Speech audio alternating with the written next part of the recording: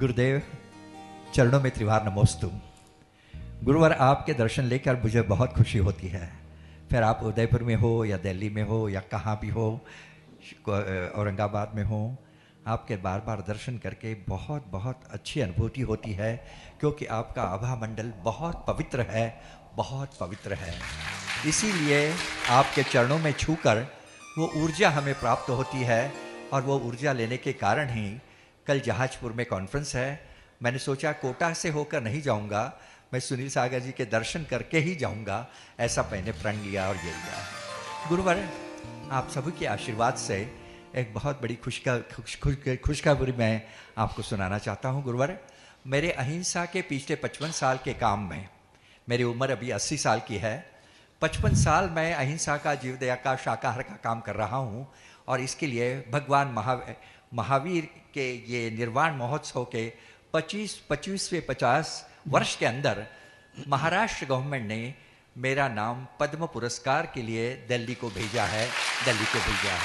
गुरुवर, ये मैं मेरा सम्मान नहीं समझता, ये सभी आपके आशीर्वाद है। ये सम्मान अहिंसा का, जैन धर्म का, जीव दया का, करुणा का और सत्य का सम्मान होगा। गुरुवर, आपके चरणों में जब मैं आता हूँ तो दो बातें ध्यान आती है कि आपका प्राकृत का जो ज्ञान है, मुझे लगता है आज कोई भी भारत के कोई भी मुनि के पास नहीं है। इतना गहन ज्ञान प्राकृत का आपके चरणों में है, यह मुझे बहुत बहुत विदित होता है। मेरी धर्मपत्नी भी मेरे साथ आई है, वो डॉक्टर है, मगर उसने भी प्राकृत के अंदर एमए किया है। वो डॉक्टर है वो मगर तो डॉक्टर की पत्नी भी डॉक्टर होती है ना? हाँ, नहीं, मगर वो पैथोलॉजिस्ट है, डॉक्टर है, पैथोलॉजिस्ट है, और उसने एमए पूना यूनिवर्सिटी में जाके किया है प्राकृत के अंदर।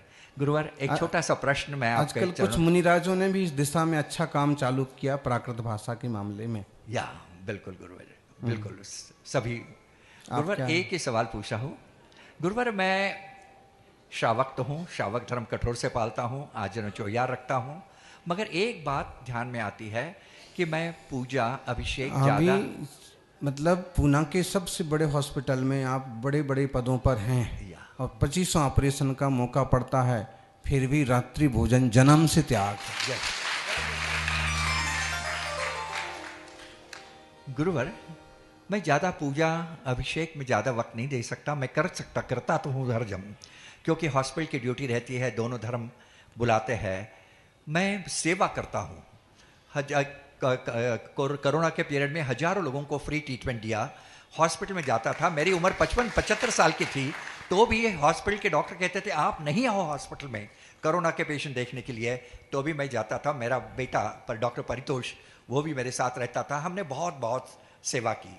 तो गुरुदेव, मैं ये बार बार कहता हूँ कि भगवान महावीर ने जो 12 निर्जरा के जो 12 व्रत कहे हैं, 6 अंतर तप और बाह्य तप, उसमें वैयाव्रत आता है। बिल्कुल। क्या डॉक्टर की ये सेवा वैयाव्रत में आती है? हाँ, जो निस्वार्थ भाव से जन जन की सेवा का मन लेकर के और खतरा मोल लेकर के भी लोगों के बीच में पहुंचना, उनकी सेवा करना एक तरह की वैयावृत्ति है। वह भी परेशान है, दुखी है, किसी का इंतजार कर रहा है, और कोई ऐसा निस्वार्थी निष्ठावान श्रावक जो डॉक्टर भी हो और सेवा में पहुंच जाए, तो उसकी जीने की संभावना कई गुना बढ़ जाती है, उसको संतोष मिलता है। तो ये आप समझ लीजिए, इस तरह की जन सेवा भी जिन सेवा है। कर्मों की निर्जरा भी होगी गुरुवर? बिल्कुल। परिणामों की विशुद्धि है ना, वहाँ लालच नहीं है कि मुझे कमाई करना है। मुझे सबसे पहले है कि लोगों का सुख सुकून कैसे बना रहे, और मुझे इस तरह के उपचार आते हैं कि लोग जो है स्वस्थ हो जाएंगे, तो उसमें ज़्यादातर निस्वार्थ सेवा का भाव है, इसलिए वो निर्जरा में भी निमित्त बन जाता है। नमोस्तु गुरुवर, नमोस्तु, नमोस्तु।